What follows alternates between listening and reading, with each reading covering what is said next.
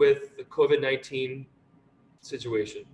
So today our guest is James Fox. He's the Executive Director of Wayne Arts Center in Wooster, Ohio. Hi, James. Hey, how's it going, Brian? Good, good. I wanted to say a couple stats first, and then I'd like to continue this first. According to the National Council of Nonprofits, there is over 1.3 million nonprofits in this country. According to their stats, there's 12.3 million or more employees, self-contractors that are part of these nonprofits. That's their stats. Over $45 billion go to these nonprofits. So today this discussion is, and these nonprofits all have leaderships. They have leaders that have taken on responsibility. They have looked at their organization and says, how are we going to maintain these nonprofits? How are we going to maintain it short term? And then how are we going to go beyond this virus in our life? So James Fox, thank you very much for being part of this conversation. Yeah. So let's talk a little bit more. Let's start maybe on the lighthearted part of it and talk about the center that you're the executive director of, and maybe talk about how you became the executive director. Okay. I've been there just a little under a year at this point, and came from an arts background myself, but primarily my professional career has just been in nonprofit administration. I'm a licensed professional counselor, and when we first moved to Worcester, I was working for the court system, and that was great and gratifying. I had a lot of great opportunity. But when this opportunity with Wayne Center for the Arts popped up, it just was the right fit and blend of my interests, passions, and I think really ability. So I think it's been a great fit. I think we've done some really great things. This is obviously a little bit of a setback, but I really can't say a bad thing about it. You know, James, we've been working together for about a year, and I feel like we have talked about, gosh, we're really going forward, right? And we are going forward. And I think the word you just said is just a setback. Yeah. Right? It's just a setback. So talk to me, when you got the news, when you were starting to get this information out that things were going to start to change. Talk to me maybe about how you felt about it, and how the process of where you are today. I think probably like everybody out there, you started with, kind of a disbelief and an assumption that it wasn't going to be nearly as bad as it really is. So I think that progression, when you start to really realize, and I think the most critical point for us, and this is why it's important as a nonprofit, as you said, to have really strong strategic planning and vision. Because to make the difficult decision to, well, obviously we had to close, but then to have to make difficult decisions to furlough staff, including myself, to be able to save those dollars that are currently in the account, so that when we come out of this, we're ready to go. And that's an incredibly difficult decision that impacts a lot of people, a lot of families, not to mention the community. But then in trying to do that, still, the challenge right now is to figure out how to continue to provide some service and bring the arts into people's homes. And so I think there's some really exciting opportunity there. And what you guys are doing in the dance program is a great example of that. Yeah, I mean, these kids are, and it's an adjustment. It is for what we've had to do. These kids had to adjust to looking at a screen and right. Take classes online and all that stuff. Talk about maybe the other programs that are, we've developed this, but what are the other programs that you see are making the changes too in the department? Well, we're working on right now, and part of it is just because we don't know how long this will extend. And so there are kind of two things that we're looking at, that how do we stay viable and sustained as an organization, but even more importantly, how do we keep getting content out to the people who are our supporters and students, and who frankly just need the arts right now. So, taking that model that a lot of what Dance is doing with the online instruction, we're actually working with some local mental health organizations that have some kids who really need pro-social programming. And so that is initiating the first implementations of everything from ceramic workshops at home that can be either family workshops or individual, that we have figured out a system by which to get kits delivered to the home so that they can do that. Then we pick it back up and bring it back to the Art Center for Firing. Everything from that to figuring out how to do guitar lessons online and even group guitar lessons. There's interest in a hip hop dance class that we're obviously exploring. Then looking at the visual arts, one of the interesting thoughts that came up on a conference call yesterday was this concept of the subscription box. And you can go out onto the market now and be able to buy a subscription box, and you get this box once a month. And I think we can do that in an economically feasible manner for people. Because what I liked about that program, it infuses that element of hope and anticipation. Yes, there's that word I'm looking for. Yes, because right now it's easy to lose that, to just be saturated in what's going on, because it's saturating every facet of our lives.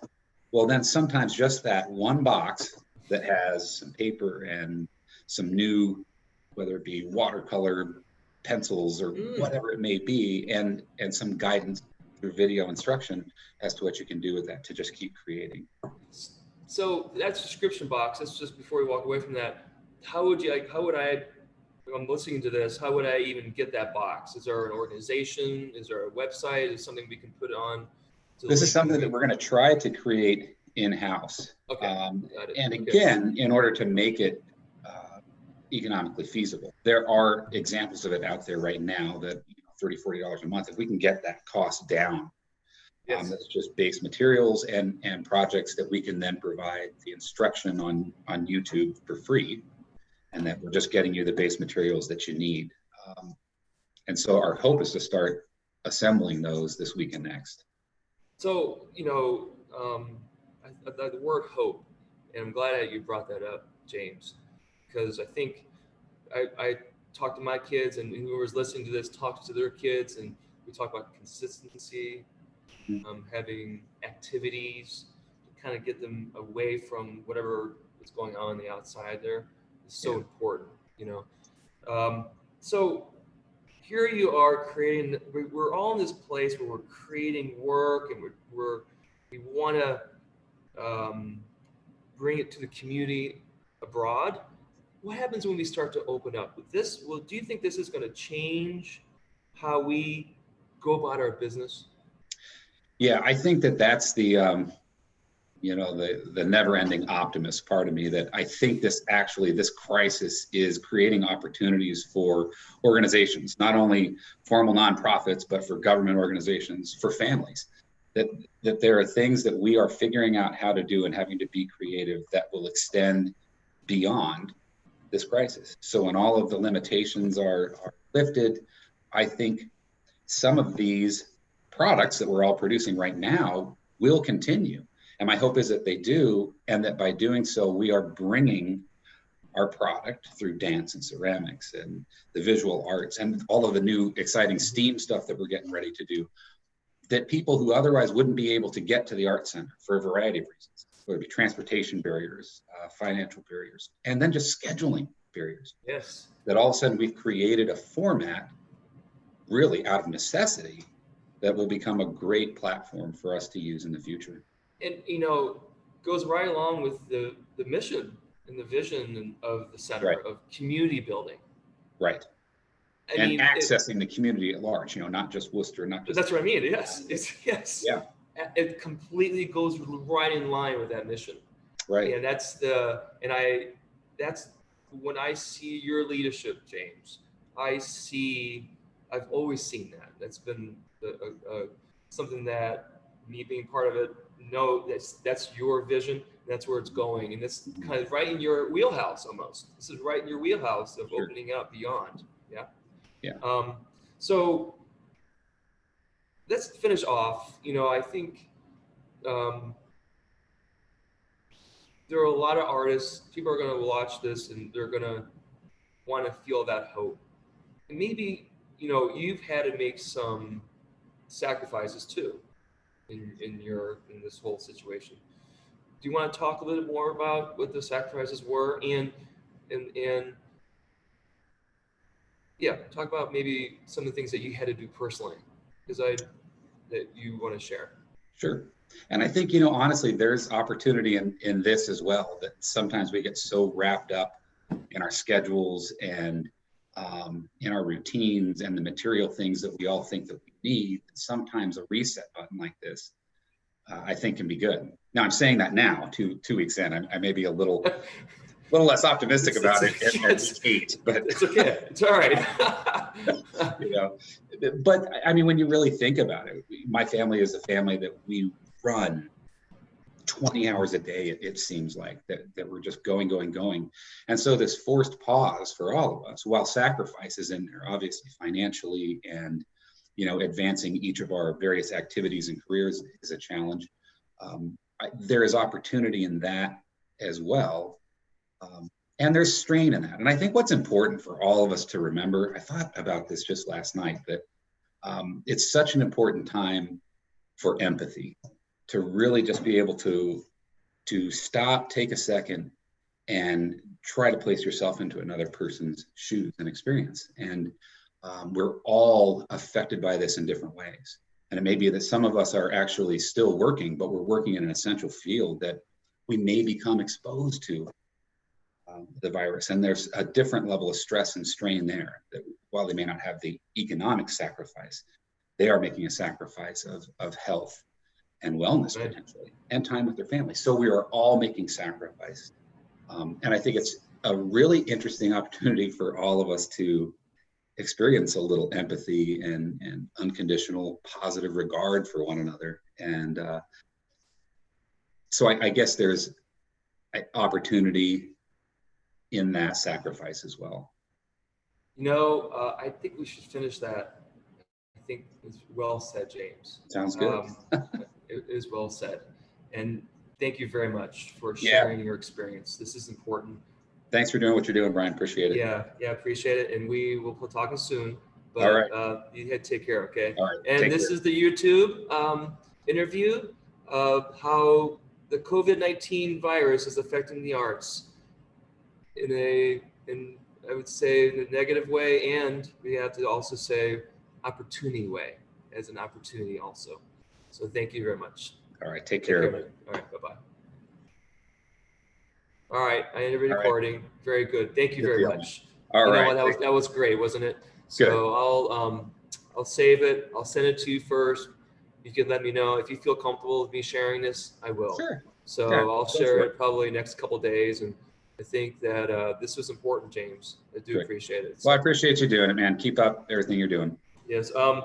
We've only had one kid who does not like to do video online. Sure. So, and maybe it's going to come up more. Actually, in a weird way, we almost have too much material. So I'm going to have a meeting with, as much as I want them to get their money's worth, they're getting their money's worth. Well, and that's kind of this next phase that I think we initially were just trying to get content out there and make it seamless, that the kids didn't feel like they were missing. Now we've got to look at that longer term retention and engagement. And it's tough because they're saturated. They're in front of these computers 8 hours a day. So correct. I'm gonna have a meeting with all of them tonight. Okay. I made a deadline on Google Classroom for this Friday, and I'm gonna hear from them.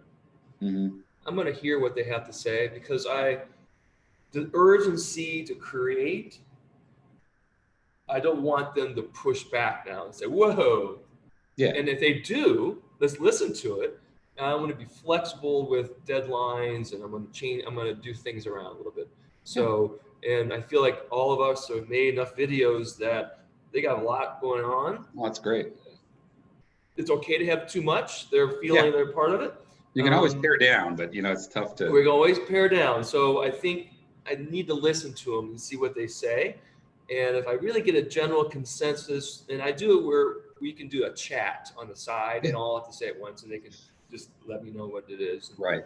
And I think this input would be important. Just because of that email I got from this one woman doesn't mean she's not the only one thinking it. And I think that's here's an opportunity to kind of push everybody outside of their box as well. And there may be things that they're interested or curious about that why not try it now? Correct, like choreography. We got some like I'm going to offer to do choreography, and then 5 weeks perform it on Zoom and see what they like. I'm doing it with another studio. Cool. That would be really cool. I'm doing it with another studio, so there's no reason why this organization can't do it either. So absolutely, and they can volunteer for it. I'm not going to force them to do anything. So that's great. I'm learning on the fly as everybody else is. Yeah. And because we had that urgency, right? We really had this feeling we got to push, but now we can probably enjoy it a little bit more now. I'm finding that too. So sounds good. All right, my friend. Enjoy your rest of your day. Okay. Thanks a lot again. Soon. Okay. Take it easy. Bye.